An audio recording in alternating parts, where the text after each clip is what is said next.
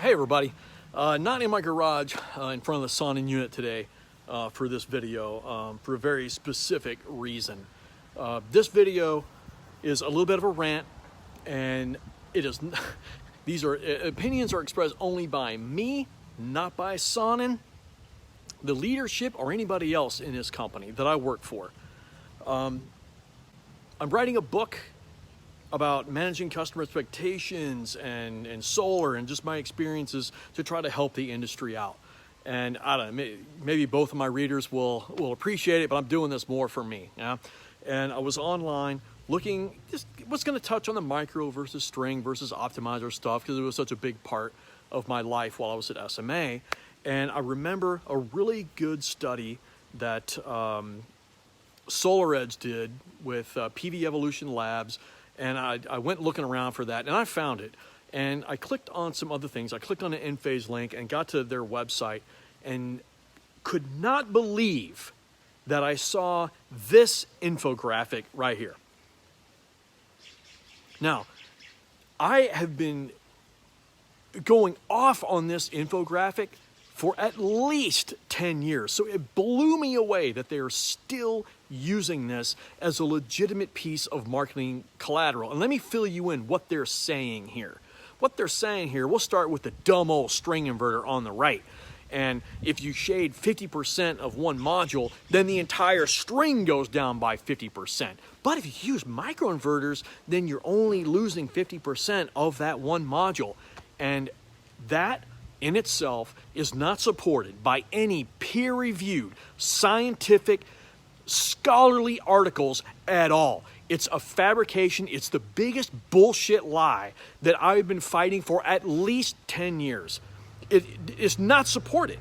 I just cannot believe that they're still doing this. And what I also can't believe is why our industry lets Enphase get away with that. I don't get it. Now, they're the only ones that explicitly use that stupid infographic, but you can look around on other websites. I found it on Energy Sage, I found it on Solar Power World and APS microinverters, and they don't use this bullshit analogy, but what they do say is that, oh, string inverters are only good as the least producing module.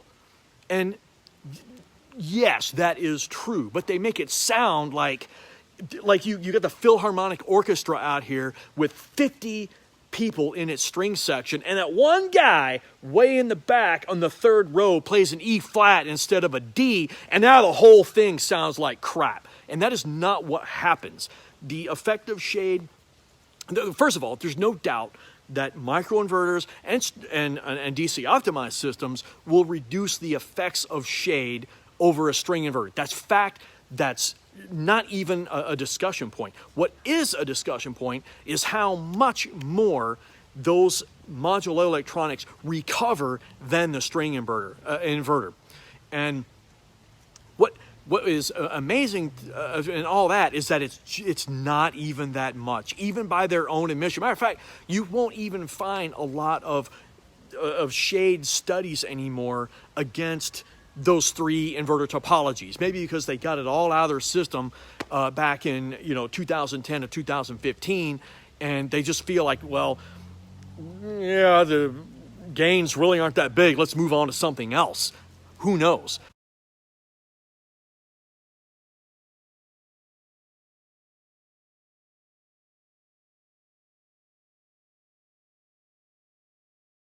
My argument is that those small gains that they get are not worth the cost of owning a microinverter system or an optimized system in the first place, right? And here's what I mean. Modular electronics purport these very small failure rates, but I'll give them the benefit of the doubt that they have less than a 1% or a 0.2% failure rate. Okay, fine. So if you install a megawatt of these things and you've got 4,000 of those up on a roof, yeah, but they give me money for a truck roll. Okay, how much is it? 150 bucks? How much is your truck roll? 400? You're still losing money, buddy. You're still losing money. Disregard all of that. Let's give them 0% failure rate. But eventually, every single one of those things is going to wear out. They're not all going to wear out at the same time. They're not going to wear out on the same roof. And you've got all these houses out there with these module level electronics on them, and they're all going to wear out. that will eventually wear out over time. Not fail, wear out. The probability of a failure for them is 0.2%. The probability of a wear out is 100%. 100%. And so now you have to go up on that roof to swap those things out. And roof equals risk. That is Greg's axiom number one. Roof equals risk. So are all of those small gains, or all the small gains from the partial shading, and you look at this thing from Solar Edge, even the gains that they have between micros and SMA and all this, even in heavy shade, which why are you installing micros in a heavily shaded area anyway? Or any module, or any PV for that matter.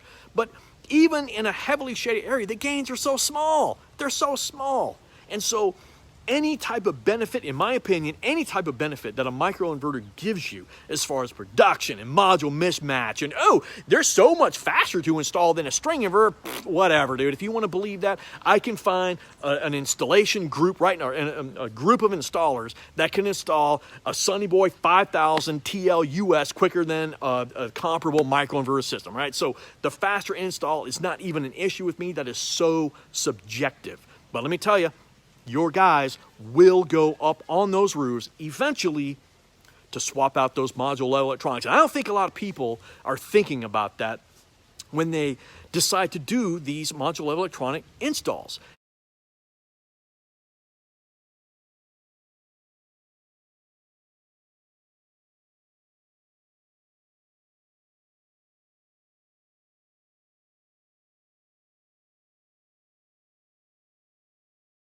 And like I said, there's a lot of good reasons to use microinverters and power optimized systems. There are. Like, I'm not trying to like totally duke on them, but what I am giving you a hard time about is the bullshit marketing that they're using to promote these things. And you see it everywhere. And I thought we got rid of it. Our industry does not tolerate this kind of stuff. Like, historically, we just don't. And I don't understand why Enphase gets a pass on this, or any other microinverter company that uses that really vague language. I don't understand it. So there's only like a couple of reasons that they would keep using this infographic. Either they don't understand how string inverters work, which I find it hard to believe. They're a bunch of smart people over there.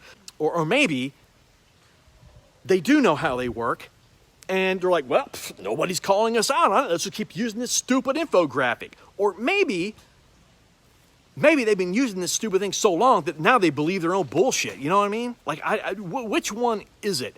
Now, I've been talking about this kind of stuff for years, ever since my SMA days in the Solar Academy. We were traveling around and talking about micros versus string versus optimizers. And I really haven't had to talk about it much since I worked for Sonnen, because I don't really care. Like, you can use our stuff with any of them, right? But when I saw this, it just blew me away. And like I said, there's no doubt that module level electronics will produce more in shaded conditions like that. We know that. And if this guy, I made 800 kilowatt hours more with my microinverter system than a string inverter. Good job, buddy. 800 kilowatt hours. That's how much my front porch lights use in a year, to put that into perspective.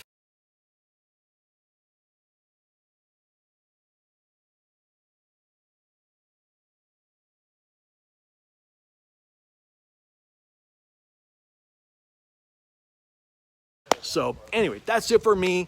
See you next time.